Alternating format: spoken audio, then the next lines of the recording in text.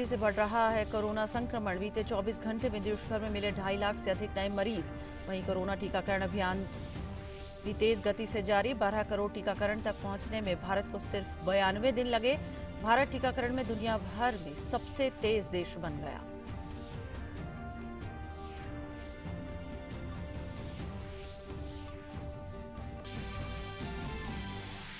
Corona के बढ़ते खतरे के बीच सरकार ने जेईई मुख्य परीक्षा की स्थगित। 27, 28 और 30 अप्रैल को प्रस्तावित थी प्रतीक्षा। परीक्षा से कम 15 दिन पहले की जाएगी नई तारीख की घोषणा।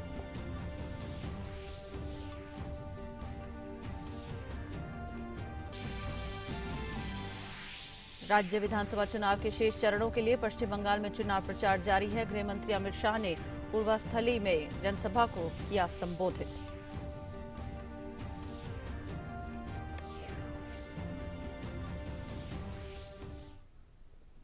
नमस्कार, इस बुलेटिन में आपका स्वागत है। मैं हूं ज्योतिका। खबरें विस्तार से। प्रधानमंत्री नरेंद्र मोदी ने शनिवार को कोविड-19 की स्थिति पर जन स्वास्थ्य की तैयारियों की समीक्षा की। बैठक में कैबिनेट सचिव, प्रधानमंत्री के प्रमुख सचिव, केंद्रीय गृह सचिव, केंद्रीय स्वास्थ्य सचिव, नीति आयोग के सदस्य वीके पॉल समेत तमाम वरिष्ठ अधिकारी मौजूद रहे। प्रधानमंत्री की अध्यक्षता में कोविड समीक्षा बैठक के दौरान दवाओं, ऑक्सीजन, वेंटिलेटर और टीकाकरण से संबंधित विभिन्न पहलुओं पर चर्चा की गई। बैठक में पीएम ने कहा कि पिछले साल की तरह इस बार भी भारत एकजुट होकर कोविड-19 महामारी को हरा सकता है, लेकिन इसके लिए उन्हीं सिद्धांतों को तेजी से और आपसी सहयोग के साथ अपनाना होगा। प्रधानमंत्री ने कहा कि टेस्टिंग, ट्रैकिंग और ट्रीटमेंट का कोई विकल्प नहीं है। पीएम ने कहा कि जल्दी जांच कराना और फिर संपर्क का पता लगाना इससे होने वाली मृत्यु में कमी लाने की कुंजी है। उन्होंने स्थानीय प्रशासन से लोगों की चिंताओं के प्रति संवेदनशील होकर आगे बढ़कर सक्रियता दिखाने को कहा। पीएम ने राज्य से बेहतर तालमेल सुनिश्चित करने और कोरोना मरीजों के लिए अस्पतालों में बिस्तर की उपलब्धता को बढ़ाने के लिए हर संभव कदम उठाने के निर्देश दिए। प्रधानमंत्री ने विभिन्न दवाओं और वैक्सीन की बढ़ती मांग को पूरा करने के लिए देश के दवा उद्योग की पूरी क्षमता का उपयोग करने को कहा। इसके साथ ही पीएम ने रेमडेसिविर और अन्य दवाइयों की आपूर्ति की स्थिति की भी समीक्षा की। प्रधानमंत्री ने वेंटिलेटर्स की उपलब्धता और आपूर्ति की मौजूदा स्थिति की भी समीक्षा की और इसकी निगरानी की उचित व्यवस्था पर जोर दिया। प्रधानमंत्री ने मंजूरी मिल चुके चिकित्सीय ऑक्सीजन संयंत्रों की स्थापना की प्रक्रिया में तेजी लाने का भी निर्देश दिया है।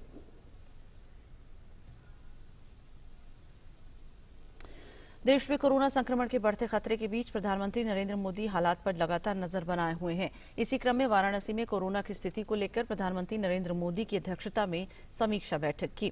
प्रधानमंत्री कार्यालय की ओर से ट्वीट कर यह जानकारी दी गई। बैठक में वरिष्ठ अधिकारी और वाराणसी में कोरोना से लड़ने में महत्वपूर्ण भूमिका निभा रहे स्थानीय प्रशासनिक अधिकारी और डॉक्टर उपस्थित थे। और इस बैठक के बारे में और बात करते हैं मेरे सहयोगी सुधाकर के साथ। सुधाकर, सबसे पहले तो जानना चाहेंगे कि क्या स्थिति है इस बैठक की, क्या ये खत्म हो गई है और अगर चल रही है तो क्या कुछ निकलकर बाहर आ रहा है? देखिए, आधिकारिक तौर पर अभी कोई बैठक में क्या कुछ तय हुआ वो नहीं सामने आया है, लेकिन निश्चित तौर पर काफी अहम बैठक इस लिहाज से भी, क्योंकि हम जानते हैं कि प्रधानमंत्री नरेंद्र मोदी वाराणसी के सांसद भी हैं, देश के प्रधानमंत्री तो हैं ही, और लगातार पूरे देश भर में जो कोरोना की स्थिति है, जो वैक्सीनेशन का अभियान चल रहा है, उसकी प्रधानमंत्री मोदी समीक्षा कर रहे हैं। और कल खास तौर से हम जानते हैं ज्योतिका, उन्होंने बहुत ही विस्तार से जो तमाम पहलू हैं जिसकी चर्चा लगातार तमाम लोग कर रहे हैं। अगर कहीं इंजेक्शन की दिक्कत है, कहीं ऑक्सीजन की कोई दिक्कत है, सीधे तौर पर प्रधानमंत्री का निर्देश है कि ना सिर्फ बेड्स की क्षमता बढ़ाई जाए, ऑक्सीजन वाले बेड्स की अवेलेबिलिटी बढ़ाई जाए, बल्कि इंजेक्शन हो, ऑक्सीजन सप्लाई हो, उस सब पर तेजी से कदम उठाए जाए। और साथ ही साथ जो मरीज हैं, उनके परिजन हैं, उनके साथ संवेदनशीलता से अस्पताल प्रशासन और बाकी लोग व्यवहार करें, ये सुनिश्चित हो। निश्चित तौर पर ये उनके लिए एक मौका था। उन्होंने जायजा लिया खासतौर से वाराणसी में क्या ग्राउंड सिचुएशन। हम ये भी जानते हैं कि बीते 5-6 वर्षों में वाराणसी में स्वास्थ्य के जरूर तंत्र की अगर हालत कहे तो वो काफी बेहतर हुई। कई एडिशनल जो कैपेसिटी, हेल्थ फैसिलिटीज वो क्रिएट हुई है, लेकिन क्या कुछ और अस्पतालों को या फिर कोविड के लिए और ज्यादा बेड रिजर्व करने की जरूरत है। बाकी चीजों का भी उन्होंने एक आकलन किया होगा। हमें जानकारी ये मिली है कि जो जिला प्रशासन है या जो डॉक्टर्स हैं, स्टेट गवर्नमेंट की तरफ से उनको प्रेजेंटेशन जानकारी दी गई है पूरी स्थिति के बारे में। तो निश्चित तौर पर अभी जो आधिकारिक जब रिलीज आएगी तो और भी जानकारियां सामने आ पाएंगी कि प्रधानमंत्री मोदी जी की तरफ से बैठक के दौरान क्या कुछ निर्देश दिए गए। जसिका जी सुधाकर, फिर एक बार प्रधानमंत्री ने रिपीट किया है कि टेस्टिंग, ट्रैकिंग और ट्रीटमेंट का कोई विकल्प नहीं है और जांच कराना और फिर संपर्क के बारे में पता लगाना, यही इस वायरस का तोड़ है, इसको हराने की वही एक कुंजी है। जी बिल्कुल बिल्कुल, देखिए इसकी दो तीन वजह हैं। एक तो ये है कि टेस्टिंग से उन लोगों की पहचान हो सकेगी जो संक्रमित है, और ऐसे में उनको रोका जा सकेगा या उनके जो संपर्क में आए लोग हैं उनको आइसोलेट या क्वारंटाइन करके तो इसको और ज्यादा फैलने से रोका जा सकेगा। दूसरी बात है, जब तक लोगों की पहचान नहीं होगी तब तक उनका जल्द से जल्द, क्योंकि मोर्टालिटी रेट को कम करने का सबसे बेहतर तरीका है कि जल्द से जल्द इलाज शुरू हो।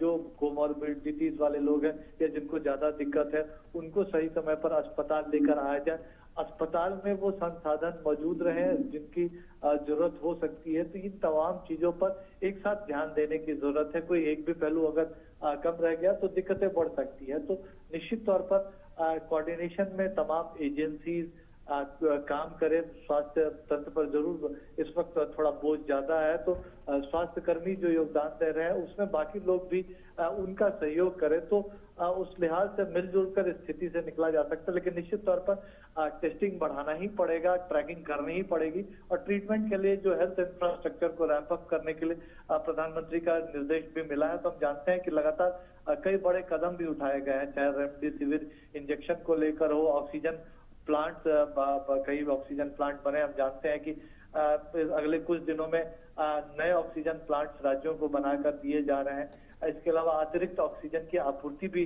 सुनिश्चित की गई है हाई बर्डन स्टेट्स में। तो ये तमाम चीजें हैं जो लगातार की जा रही है, तो इसको और भी ज्यादा बेहतर तरीके से कोऑर्डिनेट और मॉनिटर करने की जरूरत है, जिसके बारे में जरूर प्रधानमंत्री जी का निर्देश मुमकिन तौर पर रहा होगा। जी बिल्कुल सुधाकर, जिस तरह से पिछले कुछ दिनों में लगातार खबरें आ रही हैं, लोगों में एक डर का माहौल पैदा हुआ कि देश में दवाइयां नहीं हैं, ऑक्सीजन की कमी है, अस्पतालों में बिस्तर नहीं मिल रहे हैं, और ऐसे में जो मरने वालों की संख्या वो बढ़ती जा रही है। तो इस तरह का पैनिक ना हो देश में, इसकी पुरजोर तरीके से कोशिश की जा रही है। बार बार स्वास्थ्य मंत्रालय की ओर से खुद प्रधानमंत्री नरेंद्र मोदी बार बार अपने ट्वीट के जरिए भी और लोगों से अपील करते हुए नजर आ रहे हैं कि ऐसी कोई बात नहीं है, देश में पर्याप्त मात्रा में दवाइयां मौजूद हैं, ऑक्सीजन की जो पूर्ति है उसके लिए चरणबद्ध तरीके से काम किया जा रहा है। तो ऐसे में लोगों में जो एक विश्वास है उसको बनाए रखने की बहुत सख्त जरूरत है ऐसे वक्त में। देखिए, तीन चार चीजों को लेकर, एक तो कह सकते हैं सोशल मीडिया का जमाना है, थोड़ा पैनिक कई बार इन चीजों को लेकर फैलता है। रेमडेसिविर इंजेक्शन की बात है, जो एक्सपर्ट्स है, कल भी एम्स के डायरेक्टर डॉक्टर रणदीप गुलेरिया का कहना था ऐसा नहीं है कि इस इंजेक्शन की हर पेशेंट को जरूरत है, तो वो एक तरह से जहाँ जरूरत है वहीं इस्तेमाल हो। और कई बार इस तरह की स्थिति में पैनिक बाइंग भी लोग करते हैं। दूसरी बात, कुछ हद तक कई राज्यों से होर्डिंग की भी बात आई, खबरें सामने आई। इसको लेकर राज्य सरकारों को भी कदम उठाने की जरूरत है, ब्लैक मार्केटियर्स पर ध्यान देने की जरूरत है। लेकिन जरूर रेमडेसिविर का उत्पादन बढ़ा दिया गया है। करीब जो उत्पादन 4-5 दिन पहले हो रहा था उसका 3 गुना उत्पादन अभी हो रहा है, और वो 5-6 गुना तक अभी 1.5 से 2 lakh vial injection per day तैयार हो रहा है, जो 50-60 हजार 4-5 दिन पहले ज्योति का था। और ये अगले कुछ दिनों में ये और भी ज्यादा बढ़ने की संभावना है, क्योंकि डिमांड कम थी इसलिए दवा कंपनियां उत्पादन भी नहीं कर रही थी। लेकिन वो सही समय पर राज्यों तक पहुंचे, उसके लिए इंतजाम किए गए।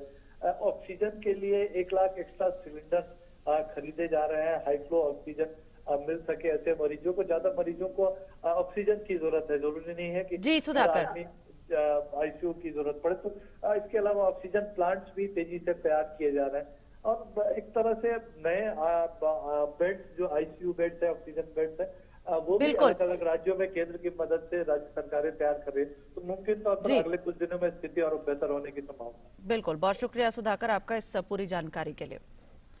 कोरोना महामारी के दौरान ऑक्सीजन की आपूर्ति सुनिश्चित कराने के लिए केंद्र सरकार ने अस्पतालों में 162 पीएसए ऑक्सीजन प्लांट्स को मंजूरी दे दी है। केंद्रीय स्वास्थ्य मंत्रालय ने ट्वीट करते हुए कहा कि सभी राज्यों में सार्वजनिक स्वास्थ्य सुविधाओं के लिए भारत सरकार द्वारा 162 पीएसए ऑक्सीजन संयंत्र स्वीकृत किए गए हैं। ये 154.19 मीट्रिक टन द्वारा चिकित्सा ऑक्सीजन क्षमता में वृद्धि करेंगे। 162 ऑक्सीजन संयंत्र में से 33 पहले ही स्थापित किए जा चुके हैं, जिनमें से 5 मध्य प्रदेश में, 4 हिमाचल प्रदेश में, 3 चंडीगढ़, गुजरात और उत्तराखंड में और 2 बिहार, कर्नाटक और तमिलनाडु में बनाए गए हैं।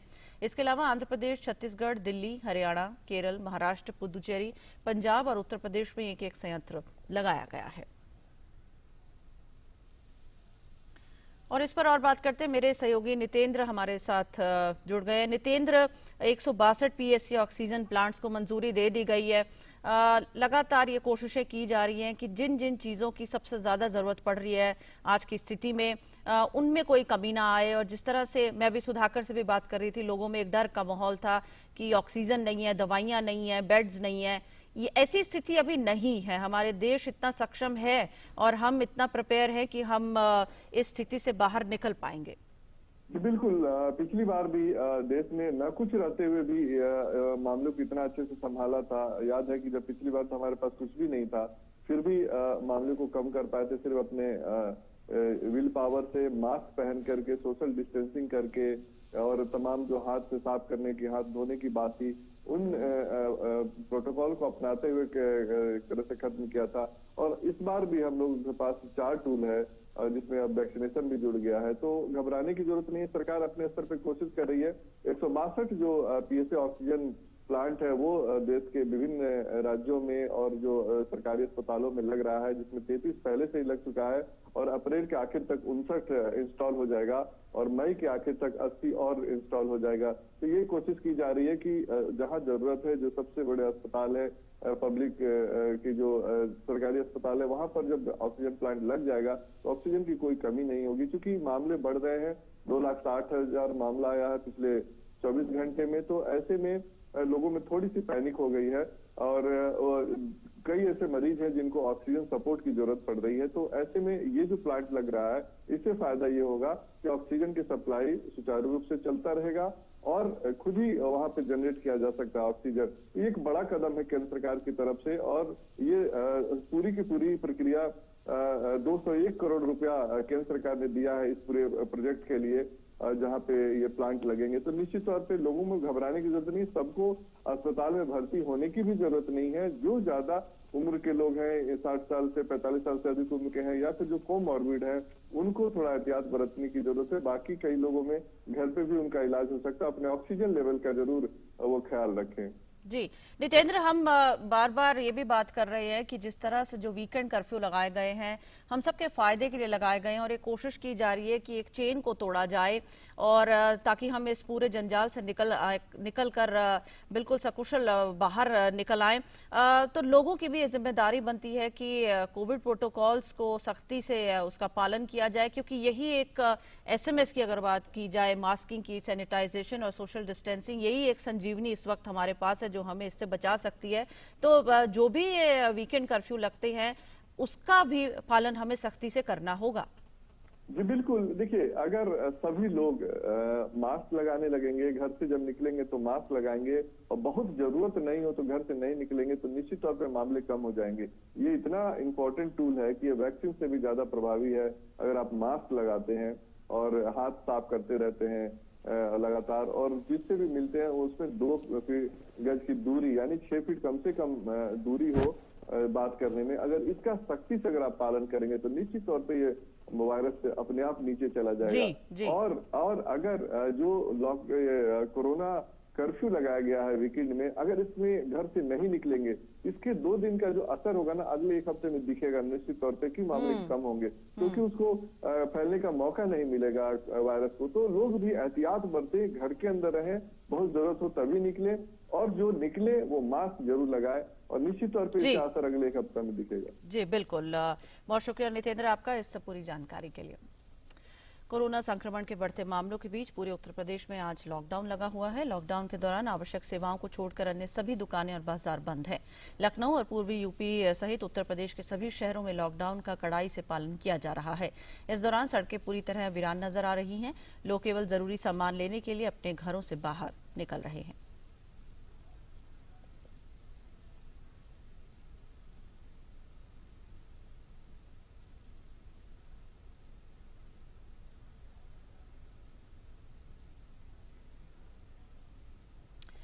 और देश में कोरोना के आंकड़ों की बात की जाए तो पिछले 24 घंटे में 2,59,000 से अधिक नए मामले सामने आए हैं, जिससे देश भर में अब सक्रिय मरीजों की संख्या बढ़कर 18,01,000 से अधिक हो गई है। बीते 24 घंटों के दौरान देश में कोरोना के कारण 1,501 लोगों की मौत हो गई है। कोरोना मृत्यु दर घटकर 1.20% रह गई है। वहीं अगर कोरोना टीकाकरण की बात करें तो बीते 24 घंटों में देश में 26,84,956 लोगों का वैक्सीनेशन हुआ है। टीकाकरण कार्यक्रम शुरू होने के बाद से कोरोना वैक्सीन की अब तक कुल 12,26,22,590 खुराक दी जा चुकी है।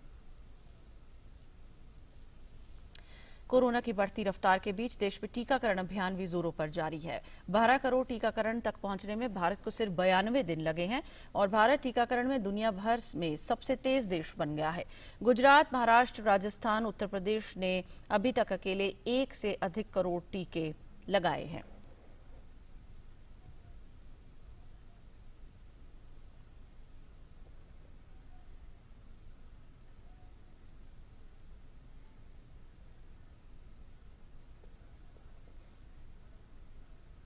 कोरोना के खिलाफ जारी जंग में सरकार के बेहतरीन प्रयासों के जरिए टेस्टिंग के क्षेत्र में भी कई मुकाम हासिल किए जा रहे हैं।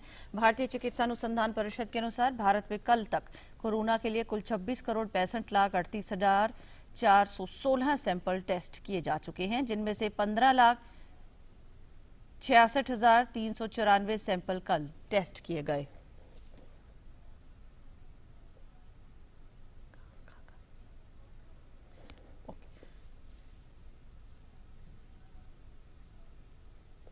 और आइए अब आपको सीधे लिए चलते पश्चिम बंगाल, जहां पर केंद्रीय मंत्री अमित शाह एक रोड शो कर रहे हैं।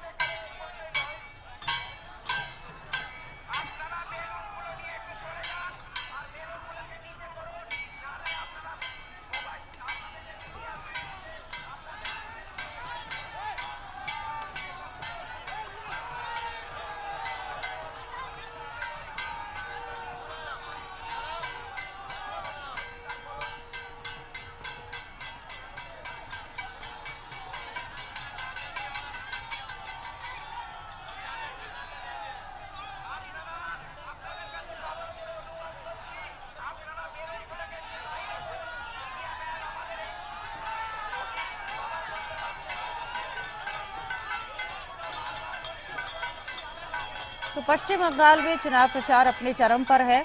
सभी राजनीतिक पार्टियां चुनावी प्रचार में जुटी हुई हैं और आप देख रहे हैं सीधी तस्वीरें। अमित शाह एक रोड शो करते हुए, बड़ी संख्या में लोग रोड शो में जुटे हुए हैं और जोरदार स्वागत किया जा रहा है।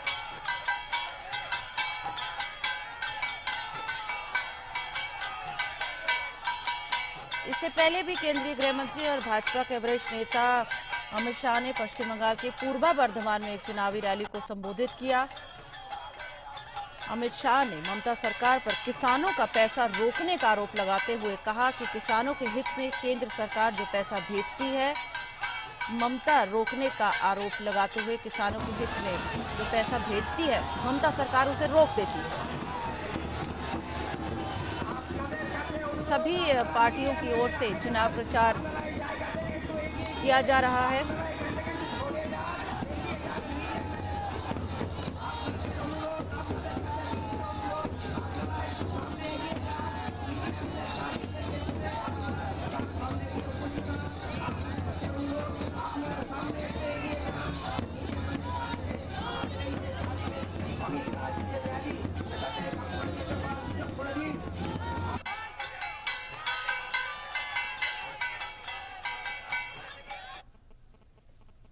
पश्चिम बंगाल से आप देख रहे थे सीधा प्रसारण, जहां पर अमित शाह एक रोड शो कर रहे थे। वहीं चुनाव प्रचार अपने चरम पर है। सभी राजनीतिक पार्टियां चुनावी प्रचार में जुटी हुई हैं। इसी कड़ी में केंद्रीय गृह मंत्री और भाजपा के वरिष्ठ नेता अमित शाह ने पश्चिम बंगाल के पूर्वा बर्धमान में भी एक चुनावी रैली को संबोधित किया। अमित शाह ने ममता सरकार पर किसानों का पैसा रोकने का आरोप लगाते हुए कहा है कि किसानों के हित में केंद्र सरकार ने जो भी पैसा भेजती रही है, ममता सरकार उसे रोक देती रही है। देश के हर किसान को प्रति साल 6,000 रुपया भेजते हैं, 3 साल से भेजते हैं। 18,000 रुपया देश के हर किसान को मिला, बंगाल में नहीं मिला। दीदी रोक कर बैठ गई है। वो कहती है कि मोदी का पैसा नहीं चाहिए। अरे दीदी, ये मोदी जी का पैसा नहीं है, ये पैसा बंगाल की जनता का पैसा है। आप काहे को उनको नहीं देती हो? अमित शाह ने कहा कि पश्चिम बंगाल से ममता सरकार की विदाई निश्चित है। बंगाल की जनता ममता सरकार को वोटों के बड़े अंतराल से हराएगी। दीदी की विदाई तो निश्चित करो, अब शान के साथ विदाई करनी है। नेता जितना बड़ा होता है, उसको विदाई करने का मार्जिन उतना ही बड़ा होना चाहिए। मगर पूरे बंगाल में उनको विदाई करना है तो 200 से ज्यादा सीटों के साथ, धाम धूम के साथ, दीदी की शान के अनुरूप 200 से ज्यादा सीटों के साथ विदाई करना भाइयों, 200 से ज्यादा सीटों के साथ। रसायन एवं उर्वरक राज्य मंत्री मनसुख मंडाविया ने कहा कि सरकार की ओर से दवा के दाम नहीं बढ़ाए गए हैं। साथ ही ये प्रयास किए जा रहे हैं कि कम दामों में मरीजों को दवा उपलब्ध हो सके। दवा पर जानकारी देते हुए उन्होंने कहा कि सरकार देश में रेमडेसिविर के उत्पादन को दोगुना करने की प्रक्रिया में है। सरकार ने इस साल 4 अप्रैल के बाद से 20 और संयंत्रों को त्वरित अनुमति दी है। रेमडेसिविर इंजेक्शन का प्रोडक्शन देश में जल्दी से जल्दी बढ़े और उसकी प्राइस कम हो, उसके लिए भारत सरकार की ओर से प्रयास हो रहा है। आज के दिन में पर डे 1.5 लाख वाइल का प्रोडक्शन होना स्टार्ट हो चुका है। अगले 15 दिन में वो बढ़ा के डबल हो जाएगा, यानी कि पर डे 3 लाख वाइल का प्रोडक्शन हो जाएगा। एग्जिस्टिंग 20 प्लांट से बढ़ा के नए 20 प्लांट को भी प्रोडक्शन की मंजूरी दी गई है। अगले दिनों में हम कोशिश कर रहे हैं कि मैक्सिमम से मैक्सिमम रेमडेसिविर इंजेक्शन का प्रोडक्शन हो।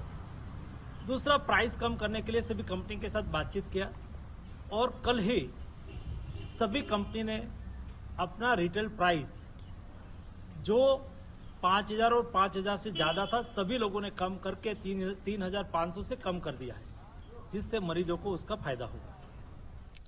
वहीं नेशनल टेस्टिंग एजेंसी ने अप्रैल के अंत में होने वाली जेईई मेन 2021 परीक्षा टाल दी है। परीक्षा के 2 सेशन फरवरी और मार्च में आयोजित किए जा चुके हैं। कोरोना की दूसरी लहर के बीच एजेंसी ने 10 दिन पहले परीक्षा स्थगित कर दी। परीक्षाएं 27 से 30 अप्रैल तक आयोजित की जानी थी। परीक्षा की नई तारीख फिलहाल तय नहीं है, लेकिन इसका ऐलान परीक्षा से 15 दिन पहले कर दिया जाएगा।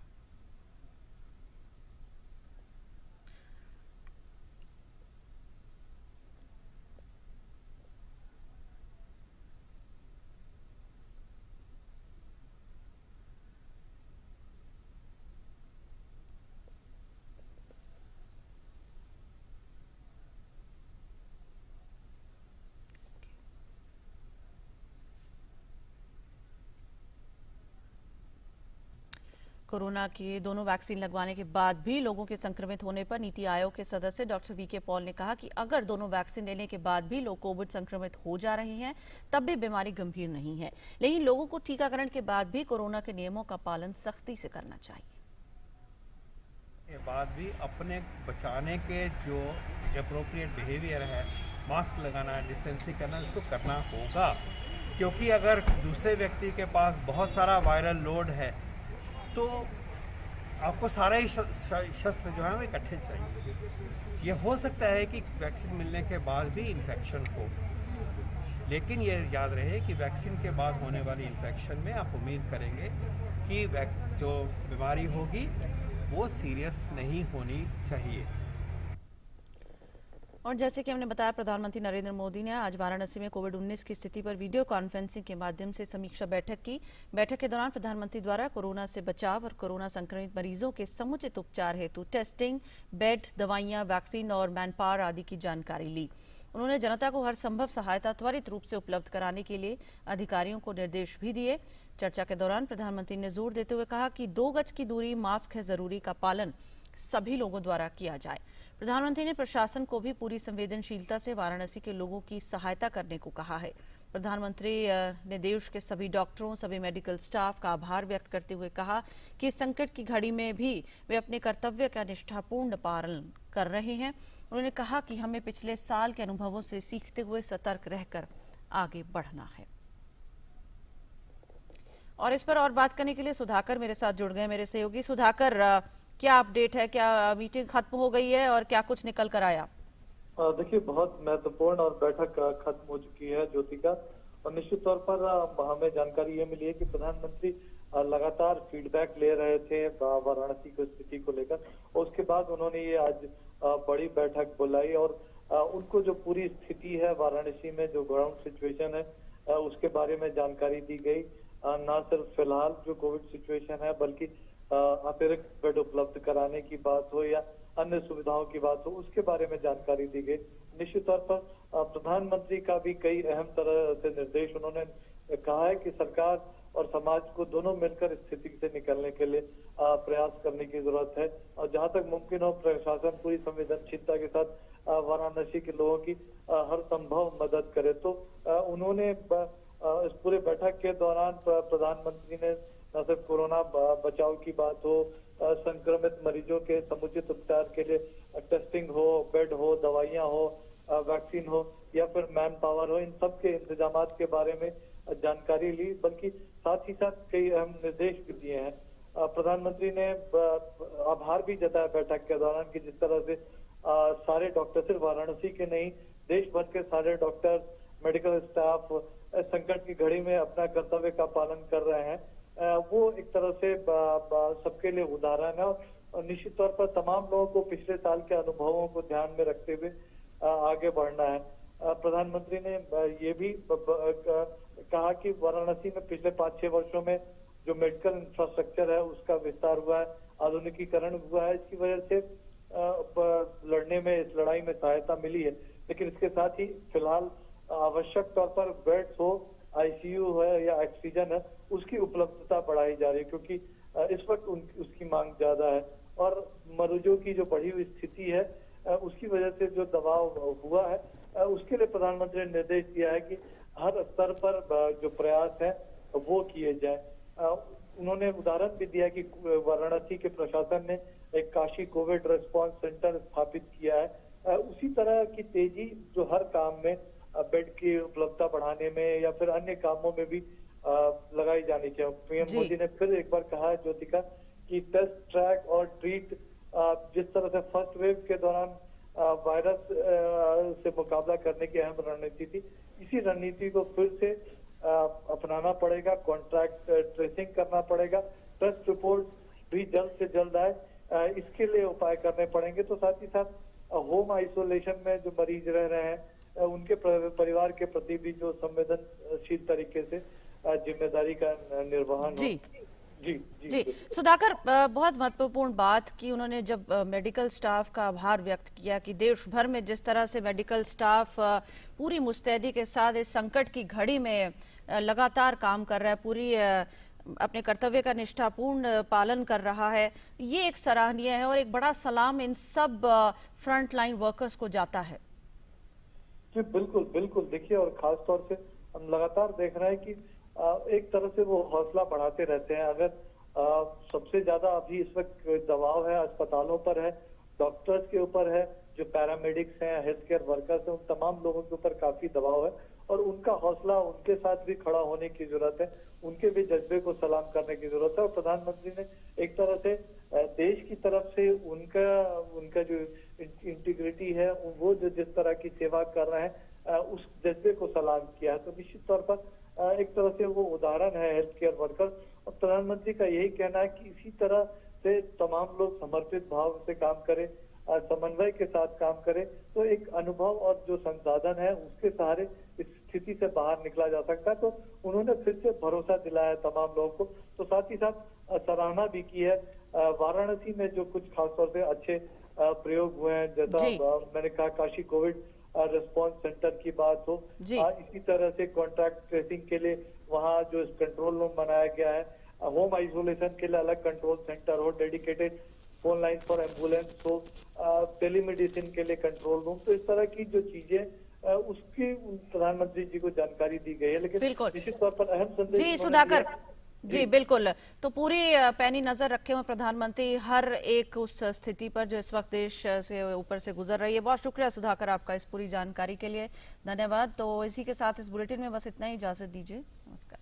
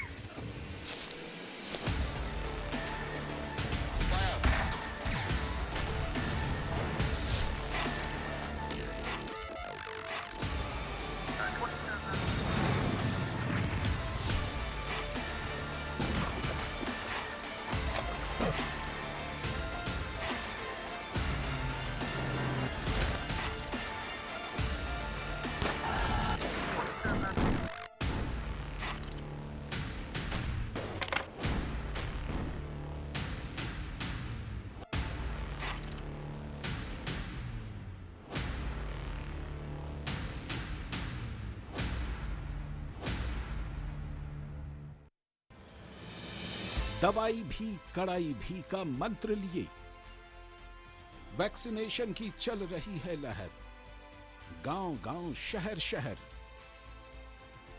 लेकिन जब इतना किया है सब्र, तो थोड़े और समय रखें कोरोना पर कड़ी नजर। ना छोड़ें 2 गज दूरी, सैनिटाइजेशन और मास्क की सावधान डगर। रहें इस खतरे से सचेत हर प्रहर। कोरोना को हराना है तो मास्क जरूर लगाना है। Mask up India. दवाई भी कड़ाई भी और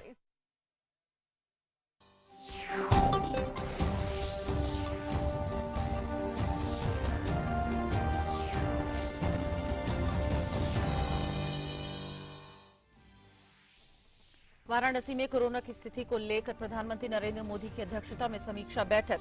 तमाम वरिष्ठ अधिकारी और वाराणसी में कोरोना से लड़ने में महत्वपूर्ण भूमिका निभा रहे स्थानीय प्रशासनिक अधिकारी और डॉक्टर शामिल।